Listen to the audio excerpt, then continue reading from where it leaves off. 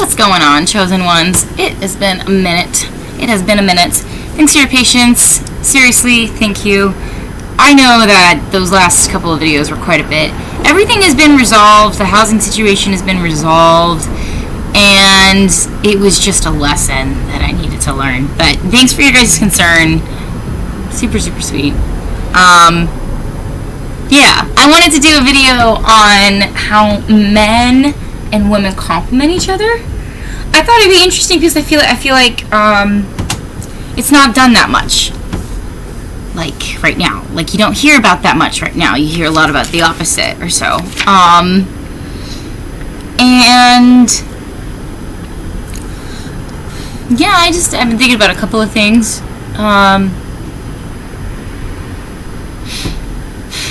Like how we're living in a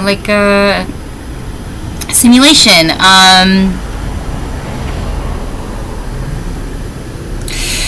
It's kind of like a lot to think about, but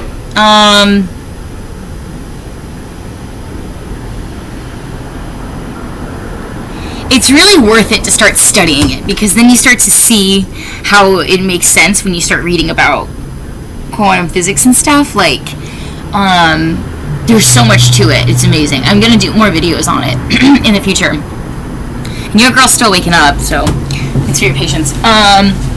Let's see. I'm gonna chill. I have a couple of different personal experiences about how I feel men have complimented me in the past, where it absolutely couldn't have been a woman, that it helped me in that scenario. So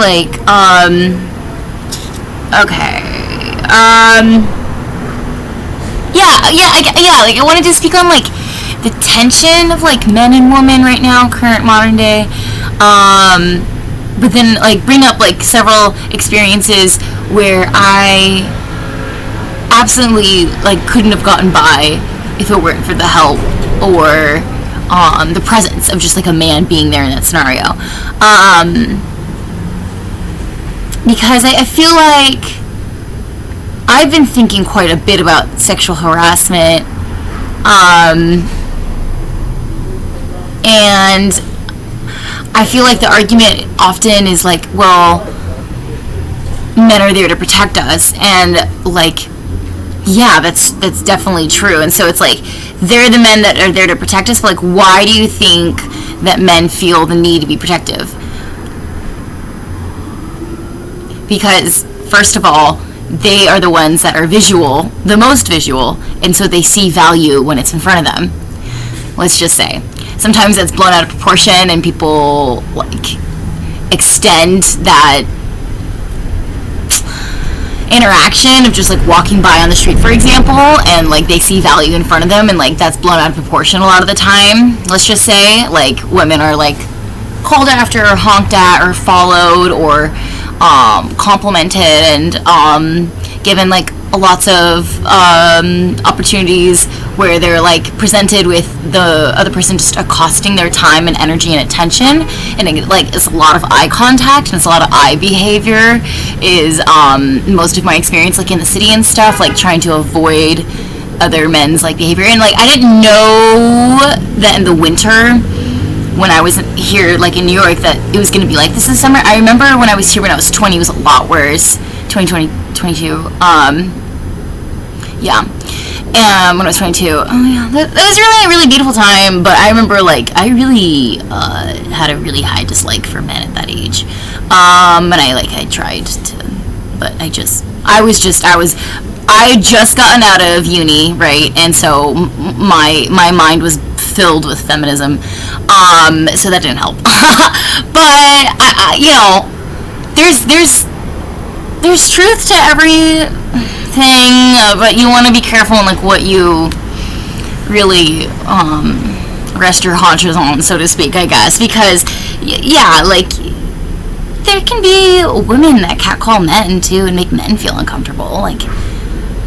I do that, actually, so I don't even know what I'm saying, getting all mad at men, but it's just like, see how like I'm already like talking like blah, like pretty like spicy, and it's not even, yeah, it's 5 minutes into the video. So it's just a topic. It's just a topic that usually gets people revved up, and it's on my mind often, like sexualized, like people being sexualized like without their consent. Like it's interesting because it's like robbing somebody of their dignity, or when women can feel literally like their ass just getting like a man's eyes is burning into like your ass. Like you can feel it, like men staring. It's like it's robbing you of your like personal dignity, and you're not able to think about like anything else in the moment because you're just like, I hope I don't get raped, or I hope I don't die, or I hope he doesn't touch me, or I hope he doesn't ask me for anything. But I went to go pick up my and I've stood up before for other women when I'd be seeing stuff go down. I'll share a memory like later, because I have like other things that I wanted to represent men being like really, really helpful and good, and like what men are wonderful about and for and stuff, and just like really shining examples of like how like that was only like a thing that a man could come and do and like help out. Because I like to think about the good stuff, you know. There's plenty of stranger, hippy-dippy, rando, Joe Schmo, homeless guys staring up and down at me like they are waiting for me to meet them for dinner. I swear to, like, some of these men, like, don't even care that they're being groomed, you know? Like, and of course, but it's just like, wow, sometimes. So I've gotten to the point where I say, stop. I just say stop. I just like, or I give them the look, and then they like look away. But then that gets really exhausting to do, like more than a dozen times an hour, depending on what I'm wearing that day. And like, I try not to give too much attention to it either. But it's like, damn, if I just had like a buddy next to me too, it'd help like get all this attention off me. But like, I really like to wear what I want to wear, and if I'm feeling it, then I'm feeling it. And so yesterday I was wearing like a mini skirt that was like plaid and stuff and cute, like skater girl vibe, and then Vans, and then a crop top that had like mesh and stuff and like a white thing under it to protect. And I just got like, there was like, I counted, there was like literally 6 men that tried to stop me and talk to me. It was like, they might have been like, do it, like, I like stopped for a second to get incensed, and then like, it's just like when you're walking away, they're like, hey, mommy, where you going?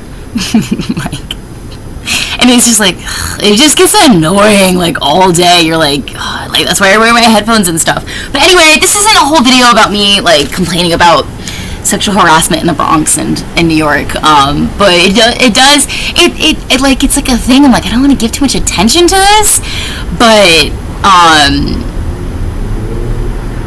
I don't think anyone knows what it's like to be a woman until you feel unsafe most of the day as a woman, and you're just living your life. And it's just, for me, I get way too much attention. I wish I could go out into public and just be invisible, like Harry Potter, or wears that cloak, when he wears that cloak. But unfortunately, that's not possible yet. Maybe there'll be something that comes out later. But you know, I realize it's not even like necessarily the way I look. It's the light that I like shine, very bright aura. I had one of my first boyfriends told me that I was like a big orb of light. So I think people don't even know when they come up to me that they're talking to me like I'm the outlet.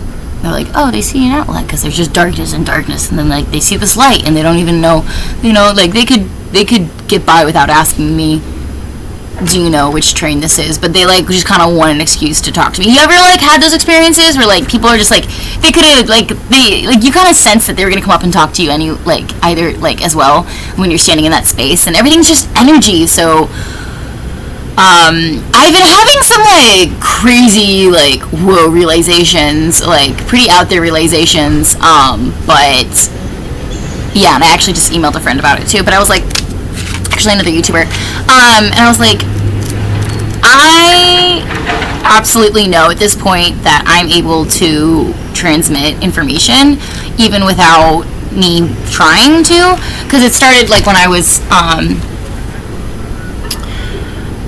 like when I just stand next to people or I'm like in their presence, I can start to like I've noticed it. I didn't even realize I wasn't even trying to, but I will literally start to kind of like channel their energy without even trying to. And so I'm an empath, but then I will start to talk about things that they like or things that they do. Like, it's so weird, and some people have even gotten really creeped out by it, but I always try and keep it in check. But I can easily channel somebody's like thoughts and feelings right next to mine and know what they're like, not know exactly what they're thinking, but like I'm able to pick up thought. Yeah, I don't know how to explain it. But there's been so many interactions in so many different areas that it's a pattern that's persisted that I'm like, okay, this is something I've developed without even trying. So a little uncomfortable because I would like to just be able to just hone in my energy when I'm with others and not be so susceptible to the energies around me. But being an empath, c'est la vie, tis the life. Anyway, let's get to these awesome examples. Okay, so for example, like, men aren't all that bad, right? No, men are amazing. I just don't like it when men like make me feel scared, like, or they're being rude by staring too long, or they're asking for too much of my time. Like, that's the only like time I don't like men, is like if they're trying to like rape me, kill me, disrespect me, sexualize me without my like will and consent, which happens like every day, and that's like something I can't control. So like that's kind of when I have a problem with men. But it's not like the men that are the issue, it's the conditioning and socialization of how men are taught to treat women. So I also like want to pray like to God and be like, help me like understand like people and like they're a person who has like a childhood and a background and a whole adolescence that was shaped through experiences. So like please help me see them in a like whole rounded way, rather than just like getting upset at somebody. But like the city gets to you after a while. Because it's just not a safe place for a woman. It's just, anyway, it's fine. New York City's great. Let's see. Okay. Word. We be getting gang stalked all day. Let's go, players. Let's go. Hit me with your best shot. I think I like been getting gang stalked since high school, though. I don't know. Who cares? Okay, there was this one time where I had played the Ouija board like a silly person with my coworkers, and this was at a law firm I worked at in Portland, Oregon, 2019 to 2021, and that was probably the best job I've ever had. I loved the people that I worked with, and one of my coworkers asked me that night, hey, do you want to play the Ouija board tonight in the basement of the law firm? And I said, how are we going to get in? He's like, I have the after hour codes. And I said, yeah, I would love to. And what we don't know. Oh gosh. And so then we played the Ouija board. We even did the salt thing. Nothing really happened. That law firm was haunted, though. I remember sometimes going down in the basement when I was doing the mail and just never feeling alone, like always feeling watched or whatever. But that law firm was for sure haunted, and everyone agreed. And there was even times where we'd come in on Monday morning and there were voicemails left, but the recipient, the caller who made the call to the law firm that left the voicemail, was the phone number of the law firm itself, so it didn't make any sense. How did it dial itself? And then some of the attorneys even said that on Monday mornings too, that they would have voicemails from the law firm that dialed itself throughout the weekend. So it was like a lot of weird stuff. So we were like, ooh, we gotta capture this. And then so we played some Ouija board or whatever. We even like lined up a salt ring or whatever, and nothing really happened like in there at that time. But then we went up, and this is like Southeast Portland, so it's like a law firm right here. There's an old timey gas station right here, auto repair store, and then 2 bars, tattoo shop, Mexican food, Thai food right here. And that was on Belmont, and right along the waterfront. And we went to the bar, and then we were like, oh, isn't that funny? We did the Ouija board, nothing really happened, blah, blah. And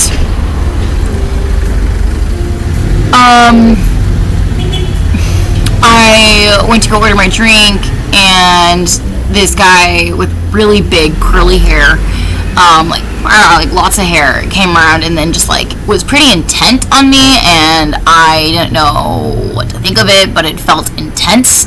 And he just was like hi and like gave me this like eye contact that was like pretty intense, and then I took it as flattery as a young girl. Oh, he's into me. Flattery. I thought he was pretty easy on the eyes, because I kind of usually have a thing for guys with long curly hair, and blah, blah. My coworkers saw what was going on and came over, and they're like, hey, Kimberlee, we're gonna go back upstairs to hang out, because our supervisor had an apartment right above the law firm. So this was like really our stomping grounds, and this was a Friday night. We're hanging, chilling. Like I said, probably the best job I've ever had.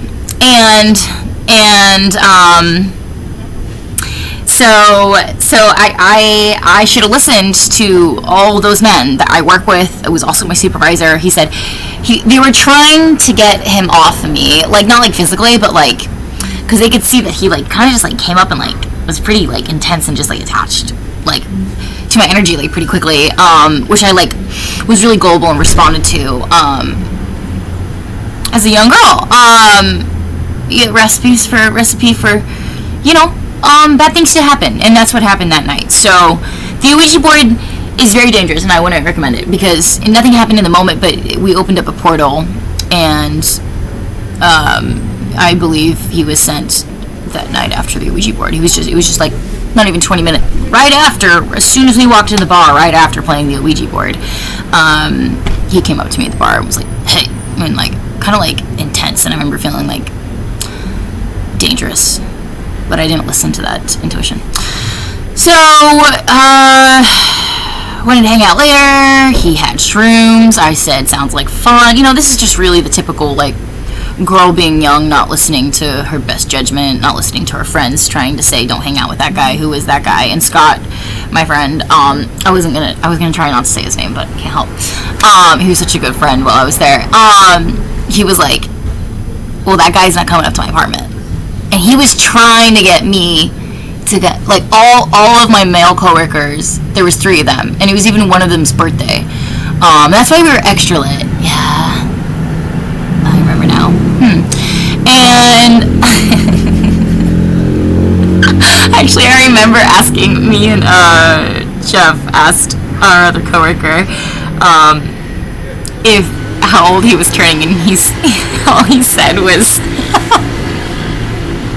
we were hanging out playing the Ouija board downstairs, but we got like really like rowdy, and like at times like didn't even like care about what we were doing with the Ouija board, so we like got distracted, and we were drinking and stuff too in the basement. We were being like ridiculous, and he just, all he said was no when we asked how old he was turning, and we got a big kick out of that. Anyway, so my friends and these coworker and the supervisor was like, okay, we're gonna go upstairs to my apartment and hang out and like smoke a bowl or something. Like, Kimberlee, come on. And they were like, but that guy's not going upstairs. I'm not bringing that guy. And I should have like heard it right then. And I did hear it, but I didn't listen to my intuition and judgment and my best knowledge. And Scott was like, he was trying to get me to like get rid of him because he could tell he was bad and dangerous. He's like, okay, well that guy's not coming upstairs. Like, he was trying to like, man, that was my out, man. That was my out. But anyway, later, I accepted to do some shrooms with this bad, like, dangerous guy at the bar. And then, disclaimer, like, for those that are, like, get triggered, I mean, it's a triggering subject, but yes, long story short, he was like, this is my hotel room, and I was like, okay. And then I was like, oh yeah, like, let me put, because I had my soccer bag. I was playing indoor soccer at that time, and so I was like, oh yeah, it'd be nice to put my stuff down. And then as soon as we got in there, he just, like, raped me, and like I just felt like I didn't even know what had happened till, like, the next day. And then blah blah blah blah. And then the one thing I saw, though, when we were on shrooms, it was a hallucination. It was when he was just laying in bed, and his, like, face, he was, like, on his back like this.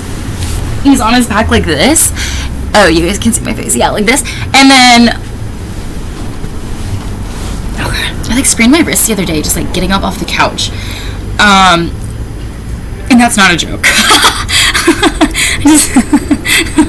I was playing the ukulele baritone for about an hour or 90 minutes, like, a while, and then I put too much pressure in, so it had been stuck in a strumming position, and then I just put all my weight, and so I just have to be careful when I use it. So I saw his face, and it turned into, like, a skeleton. Like, yes, I was on shrooms, and, like, it was hallucinogenics. Yeah. But I saw his face, like, all the skin melted away, and I was like, oh, this is like a demon sent in human form. And I finally got it, like, the Ouija board and everything, it clicked, and I was like, oh, like, this isn't a human, this is like I feel like I saw him for who he really is. And, like, obviously, like, I'm healed from this experience. I can, like, poke a little bit of fun at, like, my past mistakes and past pain, but only in my story, right? Like, I respect anyone else who has gone through this, and I empathize with the horrible experience of getting your dignity robbed at the most intimate way. And so I saw his skeleton, like, his skin started to, like, just disappear or whatever, and I saw, like, this skeleton underneath, and then his face turned green, and then I remember his fingernails started to, like, bleed, like there was blood on them, and then I felt, like, actual, like, fear staring at him, but then, like, I, like, let it pass or whatever, but I was like, whoa. Yeah. And then the whole next morning, I still didn't even, like, register that I had been raped, so I, like, went out to breakfast with him and everything, and, like, probably, like, paid for most of it, like crazy dumb shit like that, dude, like, oh my god. But it takes a while to realize, like, wait, I said no and he kept, oh, okay. Like, it sucks, like, I think I was, oh yeah, like, later, like, that week I had to figure it out, like, I think on Wednesday I was like, oh, that was, gotcha. That was my first time of getting, okay, well, I'm 22 as a female, so bound to happen at this age. Like, I had to, like, really, like, that was so hard, man. That was really, really tough. The second rape wasn't as bad. Always hard, but the first one was, like, you know, just terrible feeling. So, obviously the guy that raped me, is a bad guy. Like, that, he even texted me on Monday morning saying, I think, fuck off, dumb bitch. And then, like a this. He was terrible. He was absolutely terrible.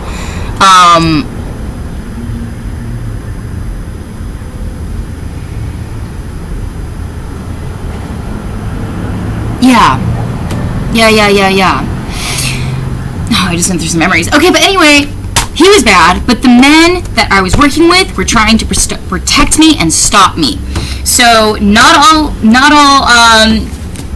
guys are bad. Like, there's gonna be the good ones, there's gonna be the bad ones. We just have to make sure we're in charge of our narrative and give everyone the benefit of the doubt. Like, it's you're talking to another human, like I said earlier, who's had a childhood, who's had a background, who's had an adolescent, and developed an entire personality with quirks. Like, try and see them not just for their gender, but for, like, an entire well-rounded child of God.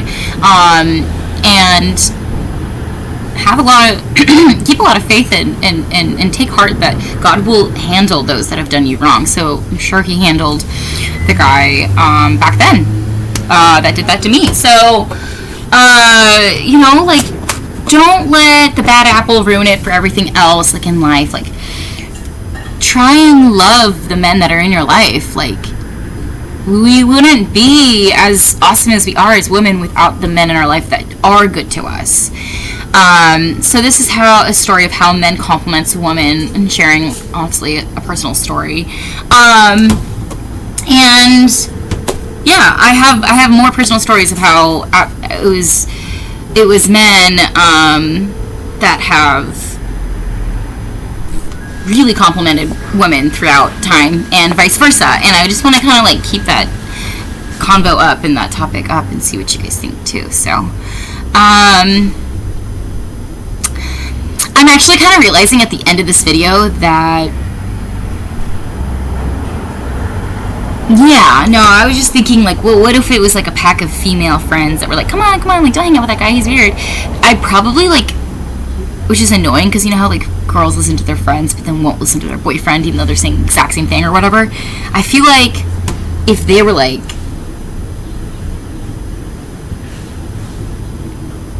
yeah, I still think I wouldn't have listened, because I wanted to do what I wanted to do. And yeah, I still think that men really compliment women, and vice versa. And there's like so many more experiences that I have of how men have like saved or protected. That was the one story that I wanted to share, though, where there was obviously the bad guy doing the bad thing, but it also exemplifies the point that I had 3 other men trying to get me to not hang out with that guy. So I wanted to share that story. It's personal, it's deep, it's real, and it's also interesting because it talks about the Ouija board, and people are, you know, interested in that kind of stuff because they think, oh, it's not real, until they hear stories. So this was my Ouija board story. I actually don't think I've really told anybody this, except for maybe one friend, like a year ago or more, 2 years ago. Like, yeah, really, like 9 months ago. Anyway, guys, thanks for hanging out. I'm gonna dip, and yeah, thanks for being real, and subscribing to this channel. More interesting stuff to come. There was a bee that just scared me. Peace out, stay safe, stay blessed, stay chosen.